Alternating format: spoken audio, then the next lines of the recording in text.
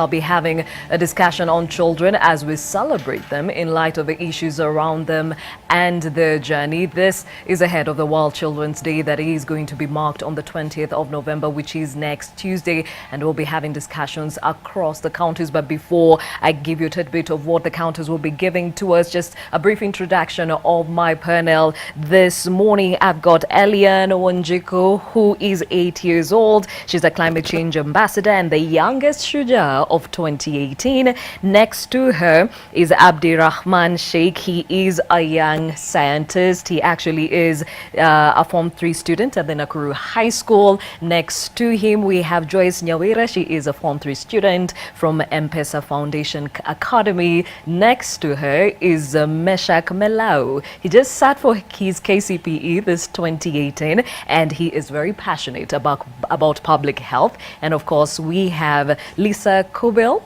I'm sure you pronounced that well. Okay. She is the Chief Communications, Advocacy and Partnerships at UNICEF Kenya. Thank you for joining me this morning. And of course, again, that conversation today, World Children's Day, ahead of the official day that will be marked on the 20th of this month, which is next Tuesday. But before we get to the nitty-gritties of that conversation right here in studio, there is a guy called John Ngugi who is actually an advocate of children's rights in Kiambu County. And this is what he has to say. Kiambu watoto wengi wanapata haki juu wanataka kusikiza wazazi. Wengi wao hawataki kupata haki yao kwa sababu wakiambiwa hivi na wazazi wanapotea nyumbani. Alafu wanaenda police station wanasema wamefanywa hivi na hivi. Wakienda ofisi ya watoto wanasema hivi na hivi. Lakini tukienda on the ground tunafanya home tracing, tunaenda tunakuta huyu mtoto hataki kusikiza wazazi. So tunajaribu kumwelimisha vile atasaidika kutoka kwa wazazi, kwa sababu hakuna mzazi mwingine atapata, ni huyo tu. Hata ikiwa wazazi wametengana, tunajaribu kumuonyesha hata ikiwa wametengana, huyu ni baba na huyu ni mama. Nidhamu ile mtoto anastahili kupata, huwezi weka vimbo chini, lakini usipige mtoto, udhurumu. Ukimdhurumu utapata mtoto huyo ako na haki, kwa sababu atapelekwa hospitali, atatibiwa, kwa sababu umemchapa ambaye ile kiazi inaonekana umechapa mtoto. George Ngugi, who is an advocate for children's rights in Kiambu County, speaking on the challenges that children are going through in this day and time, and of course putting emphasis on the need for discipline, but also knowing the line between discipline and also physically abusing that child. And speaking of which, World Children's Day is coming to us on the 20th of November. This is a day that is set aside to actually celebrate the child, 20th of November. And it is to celebrate children, support their rights, and of course help amplify their voices. This will be marked in this country on this day, and they say different countries mark it on different days, but this is one of the days that is actually marked on the calendars for most countries. And this day came about actually to mark the day on which the UN General Assembly adopted the Declaration of the Rights of the Child in 1959 and the Convention on the Rights of the Child in 1989. So it is imperative that we keep having this conversation because the rights are actually stated somewhere, and this is something that is imperative in keeping tabs of how far we've gone in protecting the child. Well, the purpose of this day, this particular time, the theme will be #GoBlue, where you'll see a lot of children in blue and others that actually protect. These children will be wearing blue, just to remind you that it is imperative that you stand up for these children. And this year, they are particularly focusing on the role of education. Are we giving the children the chances that they deserve, and how far we've gone in as far as doing that in the Kenyan context? Earlier on, I'd introduced my panel in studio. It is made up of amazing children. We'll start off with Eliane Wanjiku. She is a climate change ambassador and the youngest Mashuja of 2018 because of her role in advocating for tree planting in the country. Next to her is Abdirahman Sheikh. He is a young scientist and he actually has accolades to his name for something that he came up in the recent future, and actually is pursuing the same in Ireland next year. Next to him we have have Joyce Nyawira. She is actually a very, very enthusiastic debater and an orator, if we may call it that, and we shall be getting a feel of the same. Meshach Milao is a public health advocate. You actually are very passionate about speaking about different NCDs that affect children in society. We'll be getting to that. And of course, Lisa Kubil, who is a Chief Communications Advocacy at Partnerships at UNICEF Kenya. Thank you for joining us. Now, before we get to hear from these amazing children, Lisa, the focus for this year's World Children's Day has to do with education. Now, clearly a lot more children have taken up education in different parts of the country, and but the truth of matters, others still are missing out on these great opportunities. It could be because of culture reasons, poverty reasons, conflict reasons. What are you doing probably as UNICEF and of course with other stakeholders to ensure that you address this matter? Thank you, Gladys. UNICEF works directly with the government, particularly with the Ministry of Education, to ensure children have access. That could be everything from catch-up programs for children who may have dropped out, missed out, to re-enter the classroom. It may include policies that allow children who can't afford certain fees to access, and there are cash transfers that can address that. It could also mean additional adjustments to the curriculum to make what children receive in school more attractive to not only them, their future, but also to their parents. Okay, now of course these are things that are different regions grapple with different reasons. Now, have you been able to map out some of these regions and probably prioritized where there's more need than others? Yes, I mean, you know, Kenya is such a diverse country, and there's so many challenges. So part of our role in really supporting government to do that mapping is to understand the challenges in each county. And with devolution, there's a lot more opportunities for county leadership to actually invest more in education. So in the northern arid and semi-arid lands, one of the largest challenges is that families are on the move. Families could have long distances to reach school, and especially in times of drought or other natural disasters, children are going to be traveling with the family to look for some of the basic necessities. Now, when you look at maybe the urban centers, you may have the problem of urban poverty, where although a school may be nearby, the family cannot afford to lose that potential opportunity cost for the day. So part of it is to demonstrate the power of education and to really try to unlock what indeed can be the intergenerational cycle of poverty. Maybe from your experience, how much is culture an impediment in trying to ensure that every child has a chance to education? Culture can be a support to having your children in school, but it can also be a challenge. When some cultures prefer their sons to their daughters to attend class, we see a differential in the girls that are attending school.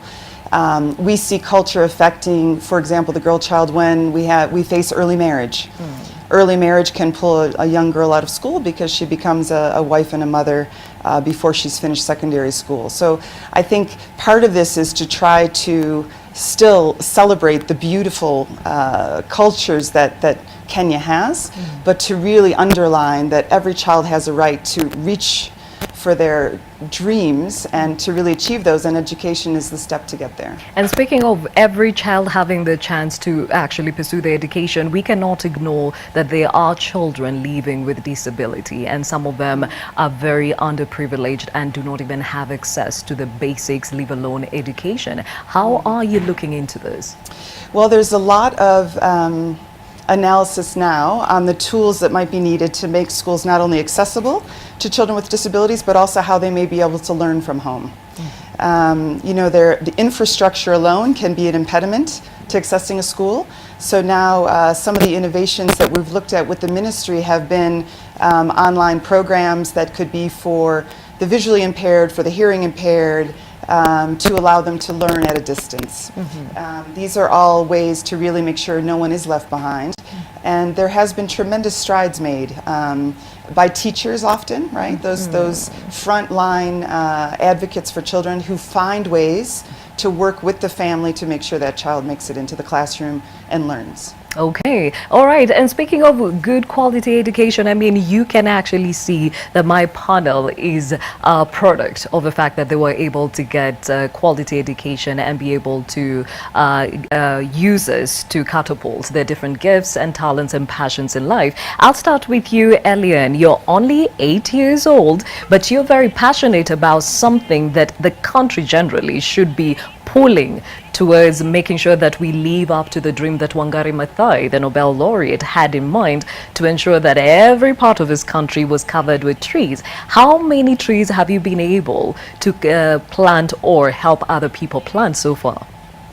I have overplanted 406 trees, and I've planted 1,000 more with other schools. Okay, and how exactly do you do that? Do you do it from a personal front, or do you have a foundation that you put together? How does this work?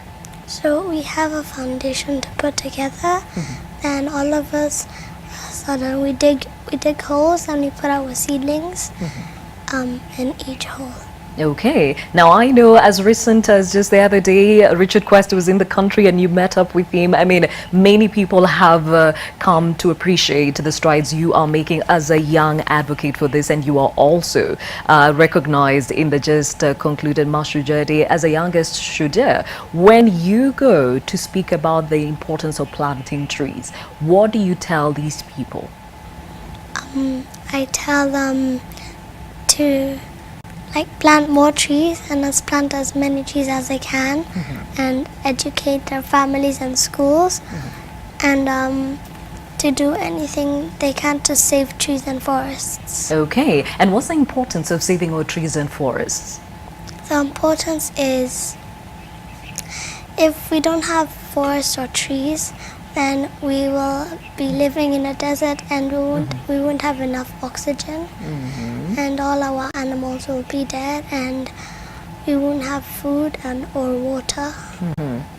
All right, it is true. The ecosystem is one, big chain cycle that if one is cut off, it affects the rest of them. That is Elian. She is a climate change ambassador. Next to her is Abdirahman Sheikh. Now, you are passionate about inventions, about science, and you are, as we call, the youngest award-winning climate, like the Kenya Science and Engineering Fair, and there are some levels of competition like the regionals, the nationals, and this actually helps the students because they are able to solve the problems which are there in the society, and it gives them a chance to know what are things that they can solve in the environment, and what problems can they solve, all those.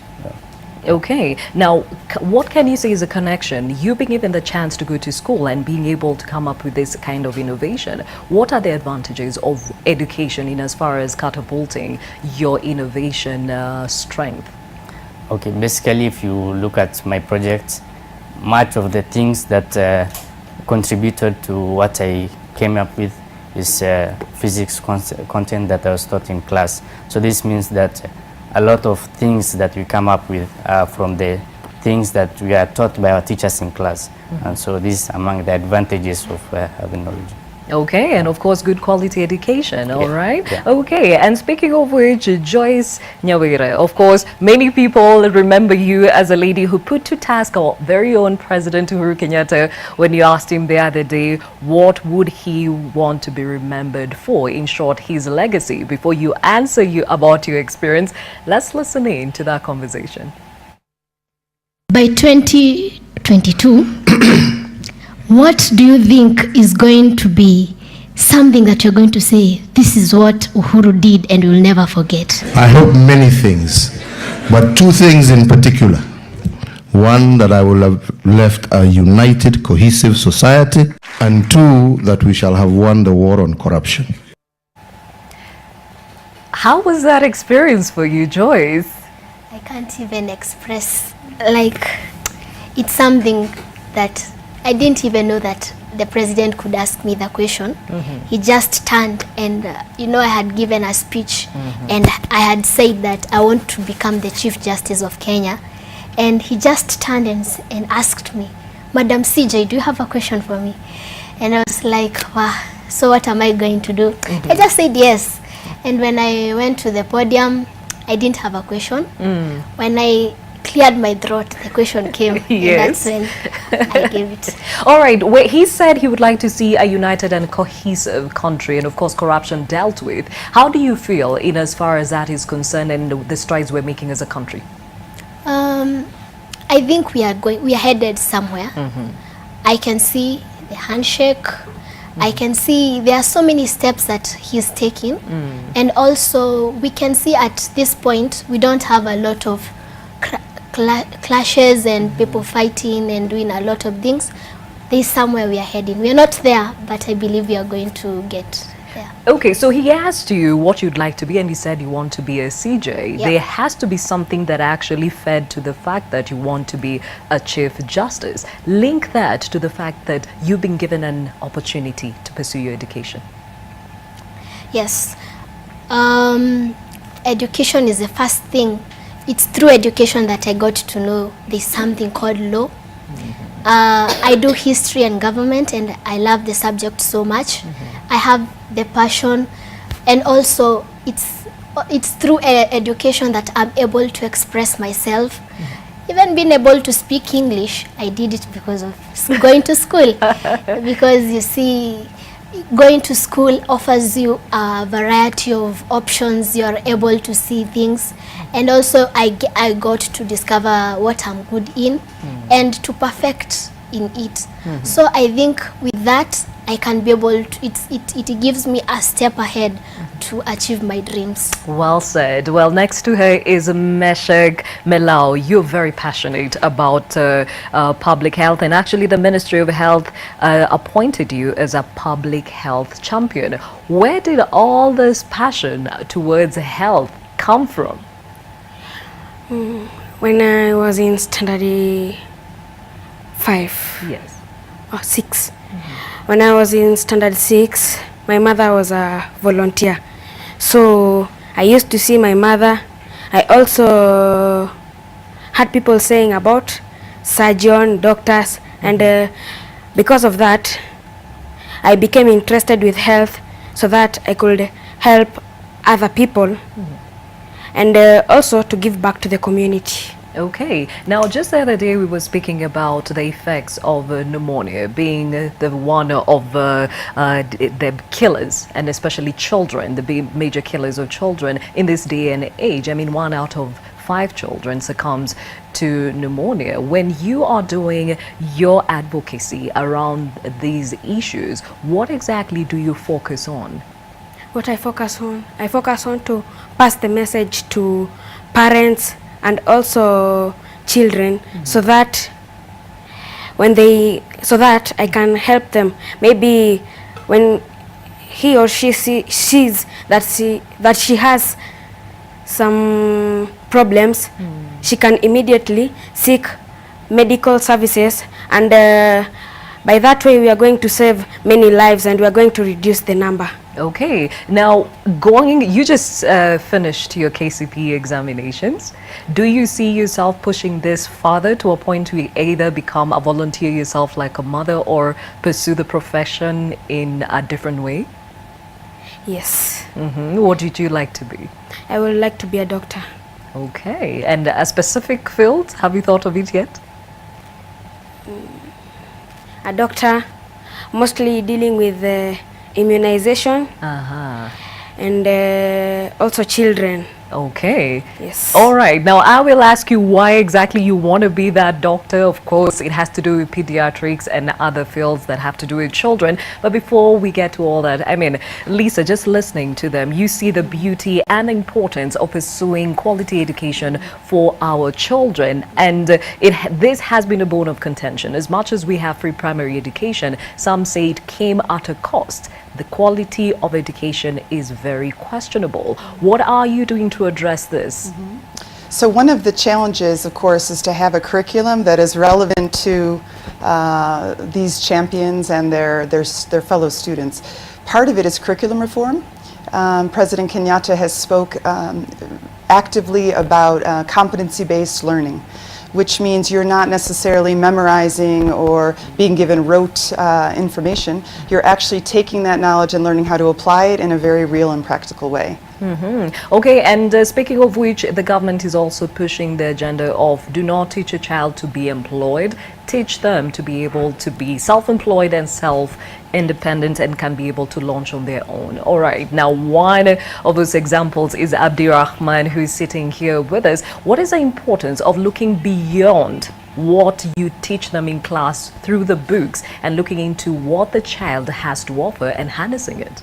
Well, one of the most exciting things for UNICEF this year was President Kenyatta's participation at the UN General Assembly in New York. At the launch of Generation Unlimited, President Kenyatta became a global youth champion.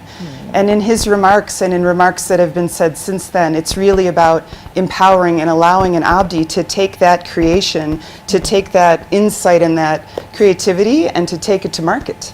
To allow Abdi to also become not just a scientist, but also pair him up with an entrepreneur, to allow him to meet the angel investors that could actually take that idea all the way into his future. So it's about empowerment. I think it's about confidence building. I mean, Joyce has that confidence. How do we make sure that every young girl and boy in Kenya has that confidence to ask that question, to be proactive?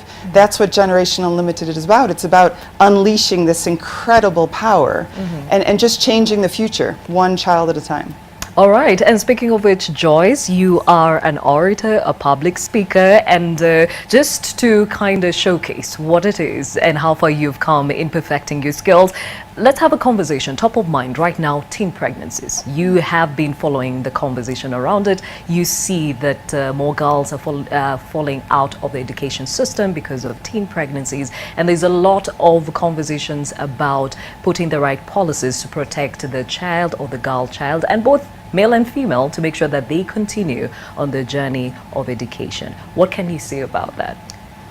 Okay, first of all, I'm sad and I feel it. I feel bad to see my classmates, my class 8, some of my class 8 classmates drop out of school simply to get married or because they are pregnant.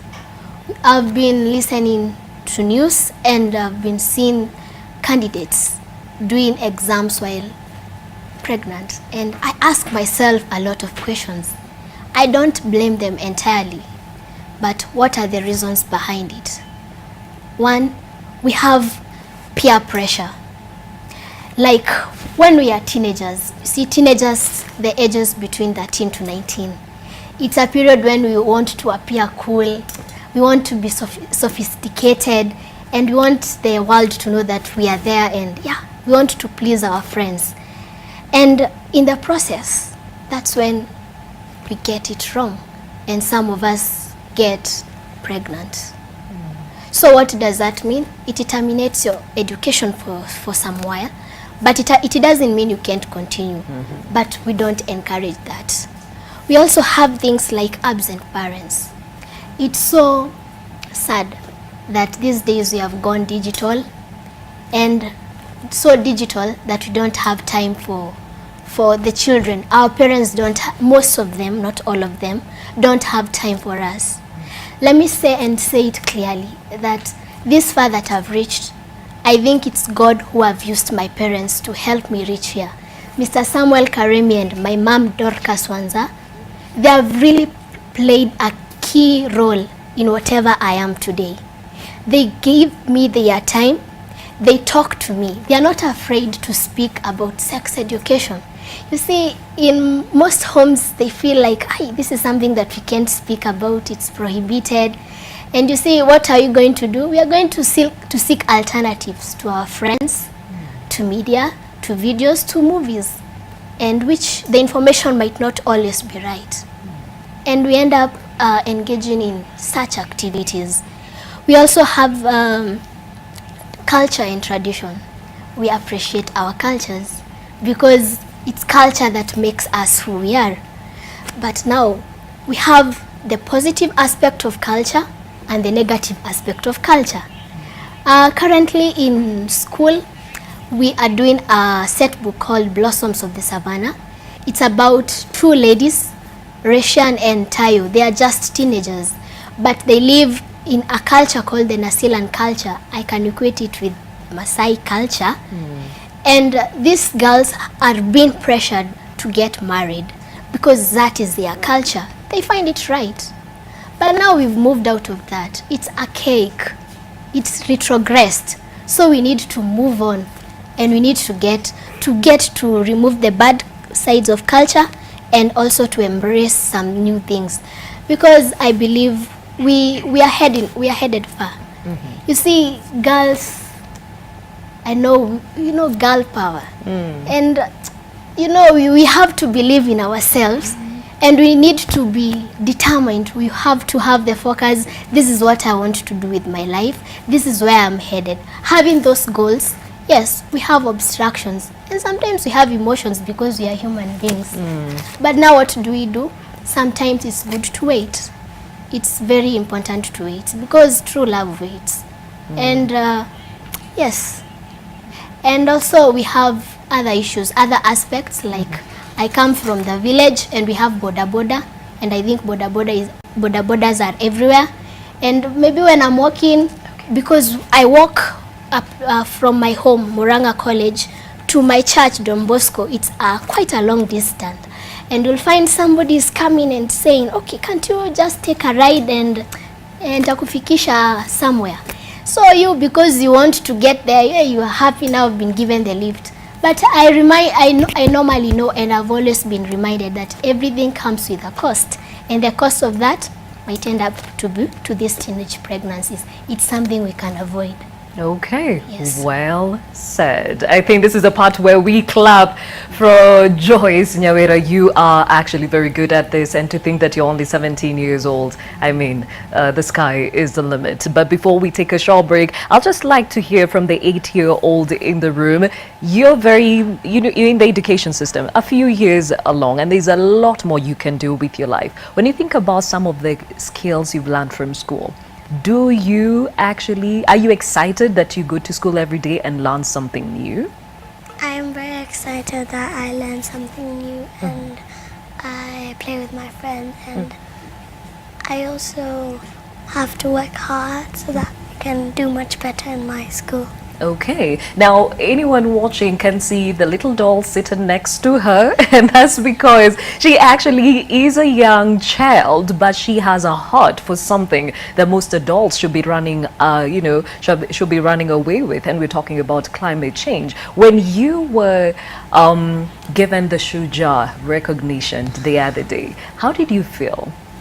I felt quite nervous, but I felt amazing in my heart, because since I was 4 years old, I did very good work, and I'm improving on it. So yeah. Okay, so for you it was a pat on the back? Yeah. All right, so where do you see yourself taking this ambassadorial around climate change? I see myself in England, America, Thailand, and all the other countries and cities. Passing on the same message? Yeah. Okay, there you have it. Well, I still have an amazing panel of children that are ambassadors in their different fields and are pursuing their different passions. And of course, Lisa Kubil, who is from UNICEF Kenya. And we continue with our conversation around World Children's Day. It will be marked on the 20th of November. And we're taking time to celebrate these children and also take tabs of where we are in terms of enabling them and giving them a chance for successful futures. So back to that conversation this morning. World Children's Day celebrations coming up on the 20th of November. We are celebrating children right here in studio, and I have a panel of 4 amazing children, and we also have somebody from UNICEF who definitely are passionate in ensuring that we protect these children and we make sure that we keep pushing them in the right direction. But before we get back to talking to them, one of them is Abdirahman Sheikh. We call him a young son. scientist is passionate about innovation, and actually he is a recipient of the Young Scientist Award, and his project alongside with his partner Wilson Irongo is why they were given that award that will actually make them or earn them a trip to Ireland next year, where they will take part in a similar global competition. Abdi Rahman, your project, your innovation, what is it about? It is simply a meter that measures the electrical consumption parameters, not only the cumulative power like the normal meters, but also measures everything, the voltage, the current, and the power, and it keeps in touch with the consumer, with the person using the meter. Because with this system, you are able to control all your loads and all your appliances in the house by just a phone. You can control everything in your house by just a phone, and you can know the exact power consumption of a specific load by just using a phone. You can know everything in the house. So how does it work? Okay, this is the meter itself. It works with both AC and DC, alternating current and direct current. So this is the DC. So far I don't have the battery, that's why I can't work with this bulb now. But these ones now, this is the mains representing the. Okay, this load represents the loads in the house. Let's say the fridge, which will be always on, and these ones are the ones you can, maybe there's a time you don't need them, like the bulbs. So all these are connected to the meter, so you can control all this. Apart from this one, you can control the rest of the loads with just using a phone. Okay, so what do you mean by control? Okay, you can switch off and on. You can know their power consumption. Yeah. So we're talking to the fact that at times your power bill comes to millions or thousands of shillings, and you cannot understand what it is in your household that is actually consuming so much power. So this will be able to give you that. So is it only for those that have smartphones? For now, but Yes. we are thinking on to improve it so that it can work with both laptop and a phone. It has got a GSM module inside here that enables remote communication with the phone. So we are thinking on how we can improve this so that you can control the loads using the website, apart from the SMS that's sending right now. Okay, now this is definitely not something that you not only use on a domestic level. It's something that can also be taken up on a larger scale for even industries. How would it be of use to such? Okay, this system will help the consumers to know the electricity status, because you can know which appliance in the house or in the workshop uses a lot of power, and how can you reduce the cost. So it will be of benefit to not only the consumers, but the power company, also the KPLC, because they don't need to send power auditing personnel to the specific house to do that, because this system does all those works by itself. So in short, it will not only cut down on costs for a company, because you not only get to cut down on people going to check manually, you have everything at the comfort of your phone. Yeah. Okay, now you and your partner clearly were awarded the Youngest Innovators Award. How does that feel, considering this is something that you are passionate about and it's being recognized? Okay, that feels, we feel great, because this is something that we have been doing for 2 years with the help of our teacher, and this is something I'm passionate about. Personally, I want to be an electrical engineer, same as my partner also. So I think it's something we love a lot. Okay, they say we make the best authorities in different fields when you tap into their potential when they're young. You're able to do something that most people have had an eye on when they were in university. So what advantages does your school on a high school level, giving you the opportunity to explore this, do you think should be replicated in other schools? Yeah, in our school we have 24 subjects. Yes. We have the applied subjects like the electricity, metalwork, and other mainly like agriculture and computer. And this subject will help you, because like the electricity, it's not only what we learn in physics, but we have everything about electricity that we learn in the electricity room, as it's almost the same thing that we come and learn the physics room. So it's like you are having the same subject twice. Okay. Yeah. All right. It feels like you'll be ready for university. When you get there, it will not be trying to figure out what you want to do. It will be more like perfecting what you already have started, no? Yeah, actually, that's what our teachers of applied subjects tell us, because mostly you see the teacher having a lesson, then he tells you this is what you learn at first year in university, and we just feel like, oh, we are in university right now. Already, and you're only in Form 3. 17-year-old Abdirahman Sheikh, he is a young scientist. He just got a Young Scientist Award alongside his partner from the same school, that is Nakuru High School, and they will be making their way to Ireland next year to take part in a global competition on the same. We continue with our conversation on World Children's Day, celebrating the children, their different gifts, talents, passions, and of course speaking about their rights. Earlier on, I introduced my panel of amazing children. We have Elian Wanjiko, we have Abdirahman, we have Joyce Nyawira, we have Meshach, and of course Lisa Kubel from UNICEF Kenya. Now, I'll start off with Meshach. You said you'd like to be a doctor, something to do with immunization, taking care of children. Let me put this into perspective. They say child mortality. We still have most children that die within the ages of 0 to 5 years old. How is that related to what it is that you'd like to pursue in the future? Sometimes when children, mostly when a girl gets pregnant while still a teenage, sometimes when she's taking care of the baby, she does not know the importance of immunization. She does not know the importance of taking the child to hospital. Also, sometimes even she feels like this is a bad thing to me, and it's like she's a bad ornament. So she'll just leave the child, and like the immunization of polio. When the child does not get the immunization of polio, you know, children, they like to eat things that they pick, so the child can get into contact with infected stool, and when the child eats it,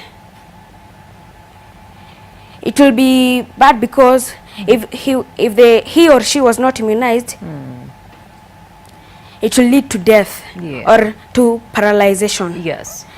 And so I'm going to be a doctor to continue advising the women, and also to continue advising also the fathers, you know, to stop child mortality. We need to combine our effort, and also both should be aware so that they can support each other, and we're going to give polio a halt. Okay, very well said. And speaking of which, you said you have a poem that actually supports the same. Would you like to say it now? Okay. All right, you can stand. It's about polio. All right. I am Meshach Melao, a healthy champion from Isinya Primary School in Kajiado County, with a poem entitled Tuangamize Polio Tuokoe Maisha. Be my guest, welcome, you are honored. A child, mtoto, enkarai, is a special gift that cannot be bought or just picked from the streets.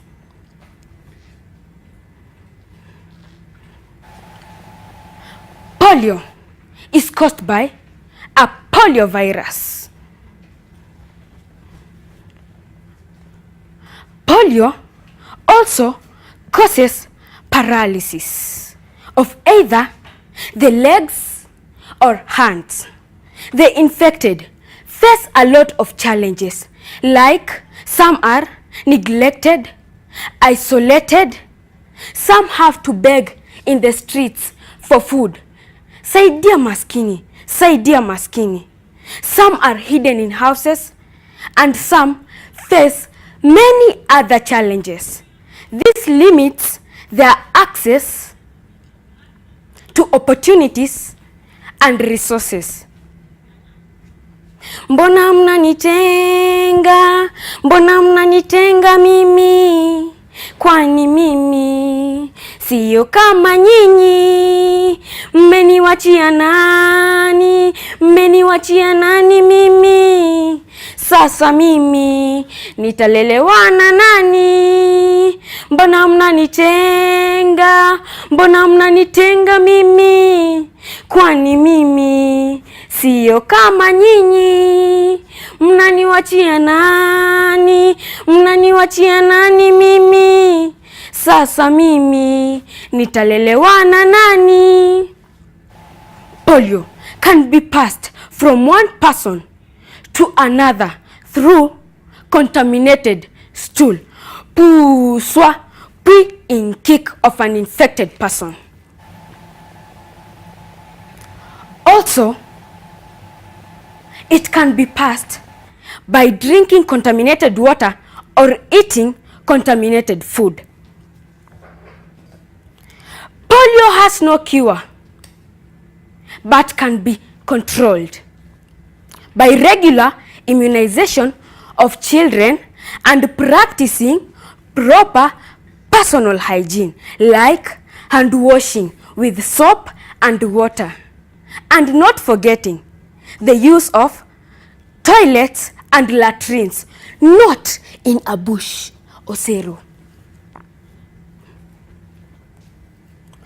Parents, take care of your children, for they need a lot of love, care and support. And don't let your child say mama yangu au baba yangu angelikuwa na ufahamu, nisingelikuwa hivi.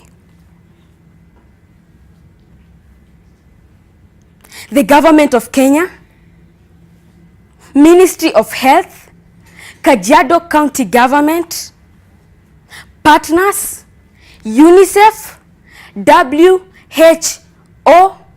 health workers, and all the other well-wishers are striving hard, going extra miles day and night to make sure we kick polio out of Kenya. Remember, universal healthcare coverage is one of the big 4 agendas for Kenya, and leave no child behind for global development. Pamoja tuangamize polio. Thank you. Well done. That is Meshach Melau. Clearly, you can see why he is a public health champion, and actually, he has been appointed by the Ministry of Health to represent them. Okay, and Lisa, at this point, I mean, we cannot speak enough about the quality of education, because some of it has to do with some of the lacking basics, like lack of toilets, you know. And as he said, let's not use the bush, because the ripple effects, including cholera, are high. Are you looking into taking care of these things, and especially in the rural areas? Indeed. In fact, next Monday, the day before World Children's Day, is World Toilet Day. And we're doing a lot of advocacy to make sure that everyone has access to not only sanitation but good hygiene. In rural areas in Kenya, the estimates are at 15%. Those are people that defecate in the open because they don't have access to adequate sanitation or to wash their hands with soap. And in the urban areas, it's 3%. So we're still struggling to not only bring access to sanitation, but also to restore some dignity and also to protect, because this becomes also a little bit of a potential gender-based violence risk when people are alone and in the bush. So it is something that's very critical. Many people say that washing your hands is the best vaccine. Yeah. So while routine immunization is critical, washing your hands before you eat is life-saving.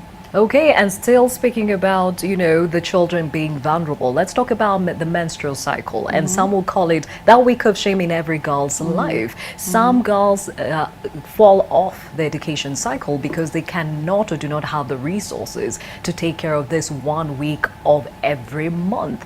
Is there anything you put in place to ensure that this is not an impediment to pursuing education? Absolutely. No, it's a huge issue, and the Ministry of Health has a policy specifically on menstrual hygiene, which is to ensure that there are gender restrooms, toilets available in every school. and that there are disposal facilities available so that the girls can have that dignity and privacy when they are having their period. It is something that I think needs advocacy. I think it needs conversation because it is something that for some could still be uncomfortable to discuss. So making it very clear, I think Joyce already told us about having these conversations in the schools, in the communities, you know, in your family, so that these things are demystified. And there's no shame associated with being a young woman and all the things that come with that.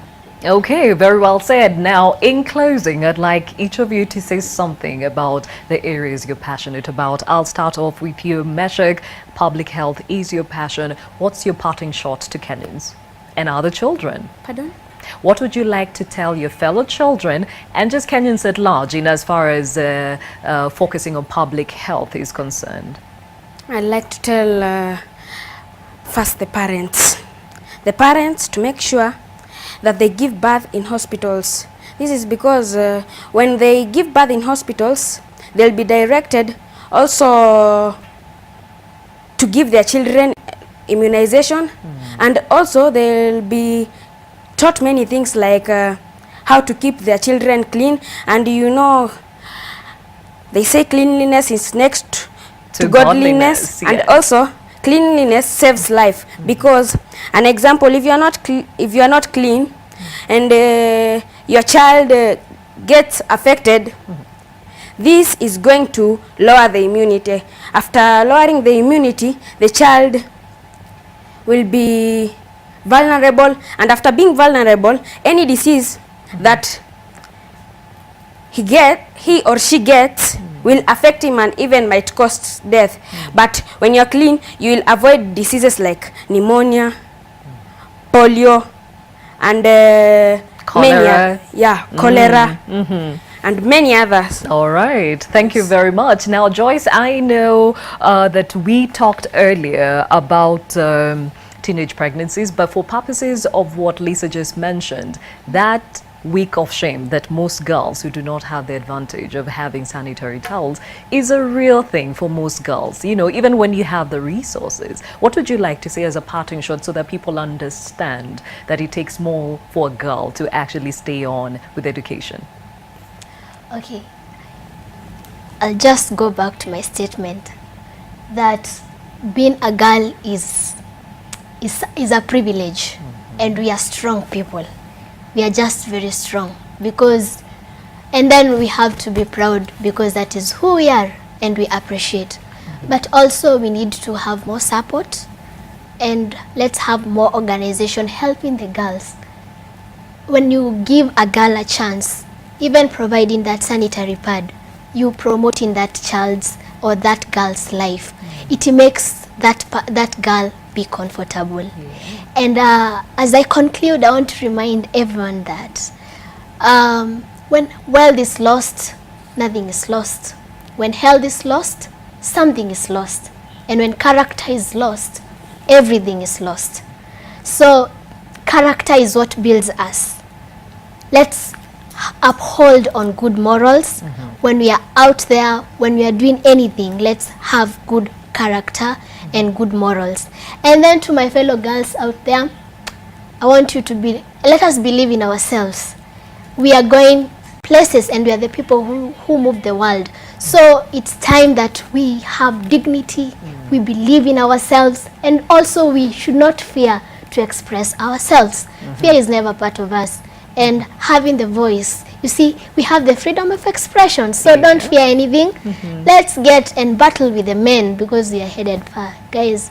So thank you so much. And also I want to thank my school, M-PESA Foundation Academy, because it has really helped me to reach this far. And everybody watching at home, thank you.